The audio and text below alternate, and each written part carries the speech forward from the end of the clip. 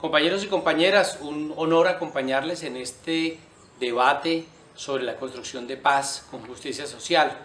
Quiero hacer énfasis especialmente en un solo punto, tiene que ver con la llamada paz territorial. Primero mencionar que, como todas las personas que vienen últimamente apoyando los debates, estamos de acuerdo con la paz.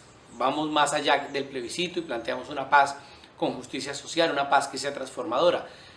Y por el otro lado, claro que estamos de acuerdo con las regiones, creemos en los territorios, creemos que el debate en Colombia sobre la región de Magdalena Medio, sobre la región de Urabá, sobre la región de Catatumbo, no pasa solo por un debate administrativo y formal, sino por una propuesta real de inclusión en los territorios. Somos muy conscientes del problema del centralismo en las élites colombianas que únicamente miran a Bogotá y el resto no aparece en su escena política, económica o social. Pero a pesar de eso, uno diría la alternativa es paz territorial, pero con paz territorial quiero hacer algunas precisiones. El nombre no corresponde necesariamente a lo que nosotros y nosotras creemos.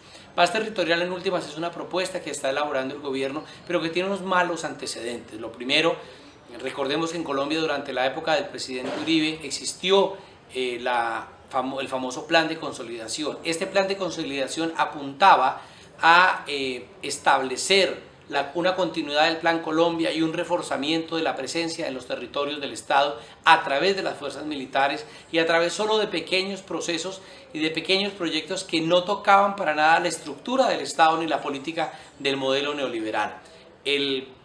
Uno de los autores de ese plan de consolidación es precisamente Sergio Jaramillo, hoy en día alto comisionado de paz, pero que en su momento era el viceministro de Defensa cuando el ministro era Santos y el presidente era Uribe. Eso no podemos olvidarlo. Lo que hoy se entiende como plan de paz territorial no es otra cosa que el plan de consolidación con algunos aditamentos. ¿Por qué digo esto? Lo digo por varias cosas. La primera de ellas es el problema de la territorialidad.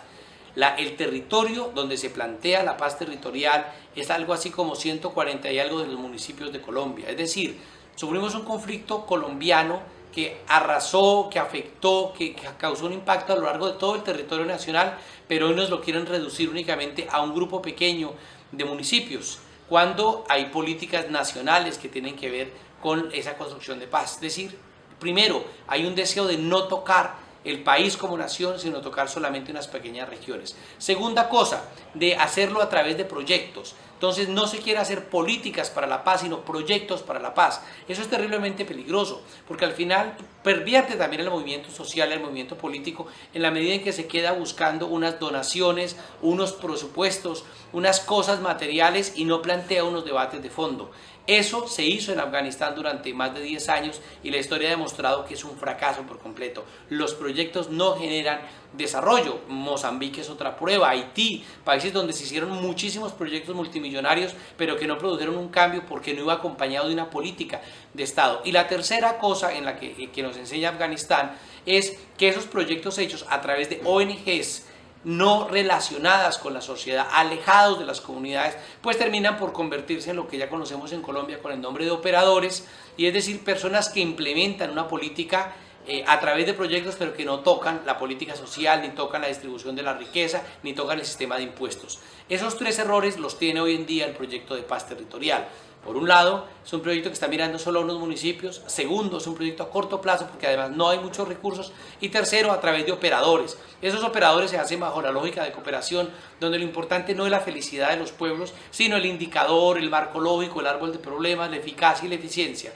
Una de esas tentaciones es que el movimiento social termina por portarse como si fuera una organización no gubernamental en el sentido más mercantilista de la palabra, una organización que solamente da cuenta de acceder a unos recursos. Parte de la división del movimiento social, de las tensiones del movimiento social, por ejemplo, el último paro agrario, se debieron a que hubo organizaciones que plantearon una alternativa de pelear solo por su terruño, de pelear solo una agendita de proyectos y acceder a unos recursos. Eso también lo hemos vivido en paros previos, donde en vez de pelear políticas sociales, peleamos proyectos. Esa contaminación de la proyectitis hace muchísimo daño. Pero además de eso, la paz territorial nos va a permitir discutir unas cosas, pero limitarnos frente a otras. Por ejemplo, podríamos discutir cómo fortalecer el sistema de salud de un determinado municipio o de una determinada región, pero el sistema de EPS como un todo no se puede tocar, Podríamos llegar a discutir qué hacer con los impuestos, por ejemplo, cómo redistribuir los impuestos dentro de una determinada localidad, pero eso no nos va a permitir tocar el sistema impositivo porque los acuerdos de La Habana tampoco lo están tocando, tampoco lo están afectando. Se puede discutir, por ejemplo, qué hacemos o qué podría hacer con algunas regalías los municipios, pero no vamos a poder discutir qué hace la política mineroenergética porque eso nos dirá no, la paz es territorial, la paz es regional, por tanto los debates nacionales no se tocan. Me recuerda mucho los debates que hacía el expresidente Uribe en los consejos comunitarios, donde era prohibido hablar de derechos humanos, paramilitarismo, los grandes temas nacionales estaban excluidos con la excusa de que un consejo comunitario solamente tenía que tocar las cosas del aquí y del ahora. También eso nos lleva a una trampa, compañeros y compañeras, y es la idealización de las regiones. Una cosa son las regiones ideales, una cosa son las regiones que hemos soñado y por las que luchamos, y otras son las regiones reales. Cuando los compañeros campesinos y campesinas, por ejemplo, hacen un bloqueo de la Panamericana, pues no están pidiendo la presencia del alcalde, están pidiendo la presencia del gobierno central. ¿Por qué? Porque saben las limitaciones que tienen las capacidades locales, la falta de recursos locales, el exceso de centralismo para tomar una decisión política. El caso de Sudáfrica es un caso muy emblemático. En el caso de Sudáfrica, por ejemplo, pusieron a competir más o menos en igualdad de circunstancias a unos municipios muy fuertes con trayectoria administrativa por unos recursos, mientras otros municipios no tenían ningún tipo de experiencia administrativa ni ninguna capacidad de gestión. Entonces no basta solo que hayan unos recursos, no es una situación ideal donde todos los municipios están en igualdad de condiciones para pelearse unos recursos, sino que hay unos municipios que son precisamente los más afectados por la guerra, que no pueden acceder fácilmente a los recursos porque no tienen una historia de gestión, no tienen una capacidad de gestión adecuada. Entonces no se trata solamente de mejorar la gestión, por supuesto, sino, por ejemplo, hay preguntas como esta: ¿cuál va a ser la transferencia de recursos reales en términos de salud y educación para las áreas rurales a los municipios? Hay un plan, que es el Plan Nacional, hay Plan Nacional de Salud Rural. Bueno, la parte 1 de los acuerdos de La Habana incorpora una serie de planes. ¿Qué plata va a acompañar realmente a eso? ¿Qué autonomía tienen las comunidades? ¿Desde qué la tecnocracia hasta qué punto va a terminar por arrasar la lógica de los indicadores, la aplicación de esos planes? Lo otro, cuando planteamos las regiones, a veces pensamos que las regiones son exentas de los grandes problemas del centralismo del país. Por ejemplo, la corrupción. La corrupción no es solo un problema de Bogotá, ocurre en nuestras regiones.